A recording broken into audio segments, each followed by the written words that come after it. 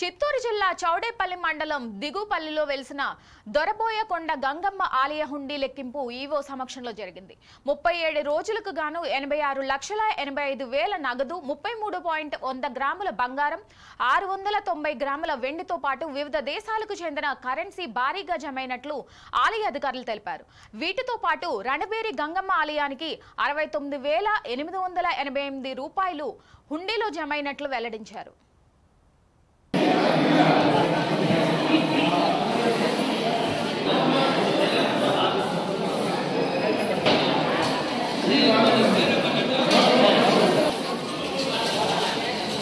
నిర్మల్ జిల్లా దిలావర్పూర్ మండలం న్యూలోలంలో విద్యార్థులు, గ్రామస్తులు, అధికారులతో జిల్లా కలెక్టర్ అభిలాష అభినవ్ ప్రత్యేక సమావేశం నిర్వహించారు.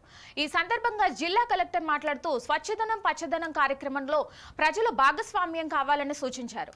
ఈ కార్యక్రమంలో జిల్లా పంచాయతీ అధికారి శ్రీనివాస్, జిల్లా వైద్య ఆరోగ్య శాఖ అధికారి రాజేందర్, మండల ప్రత్యేక అధికారి శంకర్, తహసీల్దార్ స్వాతి తదితరులు పాల్గొన్నారు.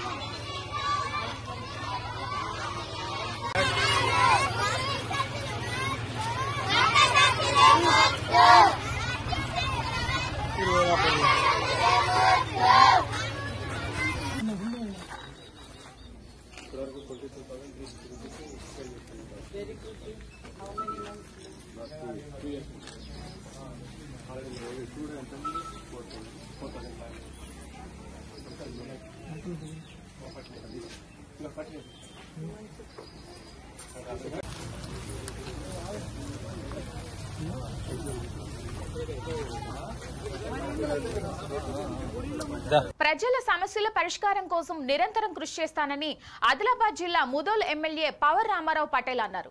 బైంసా పట్టణంలోని 78 మంది లబ్ధిదారులకు సీఎంఆర్ఎఫ్ చెక్కులను పంపిణీ చేశారు. ఈ సందర్భంగా ముఖ్యమంత్రి రేవంత్ రెడ్డికి ధన్యవాదాలు తెలిపారు. కార్యకర్తలు ఎవ్వరికీ భయపడవద్దని, స్థానిక సంస్థల ఎన్నికల్లో సత్తా చాటి మాజీ ఎమ్మెల్యేలకు గుణపాఠం చెప్పాల్సిన అవసరం ఉందన్నారు. ఇద్దరు మాజీ ఎమ్మెల్యేలు ఒకటై అసత్య ప్రచారాలు చేస్తున్నారని తీవ్ర స్థాయిలో ధ్వజమెత్తారు. అనవసరపు విమర్శలు మాని అభివృద్ధిలో పోటీ పడాలని సూచించారు.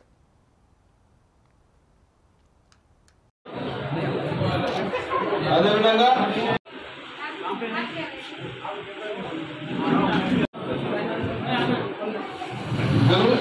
గత 2020 సంఖ్యమైన కేంద్ర విశ్వవిద్యాలయం ఇప్పటిదాకా దానికి చాలా ఇవ్వలేదు, స్థలం కేటాయించలేదు. ఇవాళ కలెక్టర్ లెటర్ తెచ్చాను, మన ఢిల్లీ నుంచి స్థలం కేటాయించాలా.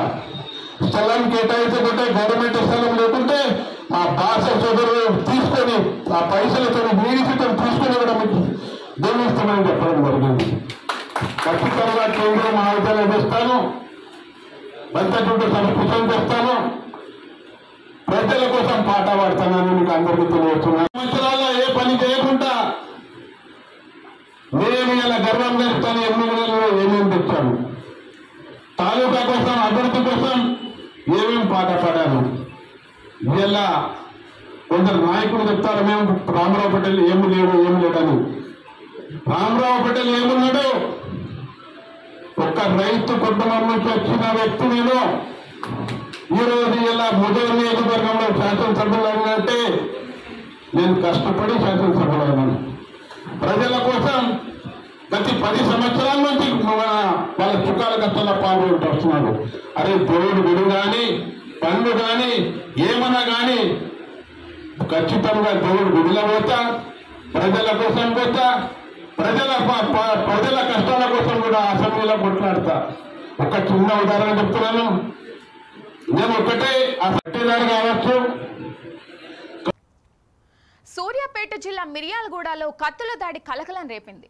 నేరేడు చెర్లకు చెందిన వ్యక్తికి హుజూర్ నగర్ మండలం బూరుగడ్డ గ్రామానికి చెందిన నవీన్ కి మధ్య గొడవ మొదలైంది. ఫోన్లో మాట పెరగడంతో ఒకరినొకరు సవాల్ విసురుకున్నారు. హుజూర్ నగర్ లో మాట పెరిగి కత్తితో దాడికి దిగారు. నవీన్ కి తీవ్ర గాయాలు కావడంతో ఖమ్మం ఆసుపత్రికి తరలించారు. గంజాయి మత్తులో యువత స్పృహ కోల్పోయి విచక్షణారహితంగా కత్తులతో దాడులు చేసుకోవడంతో స్థానికులు ఆందోళన వ్యక్తం చేశారు.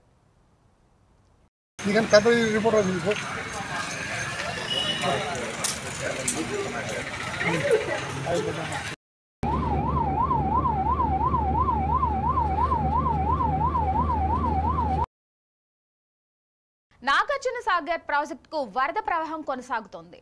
దీంతో అధికారులు 22 గేట్లు ఎత్తి వచ్చిన నీటిని వచ్చినట్లు దిగువకు విడుదల చేస్తున్నారు.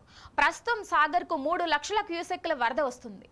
క్రేస్ట్ గేట్ల ద్వారా 2,55,296 క్యూసెక్లు, ఎడమ కాలువ ద్వారా 7,601 క్యూసెక్లు, కుడి కాలువకు 7,878, విద్యుత్ ఉత్పత్తి ద్వారా 28,420 క్యూసెక్లు, ఏఎంఆర్ ప్రాజెక్టు 1000కి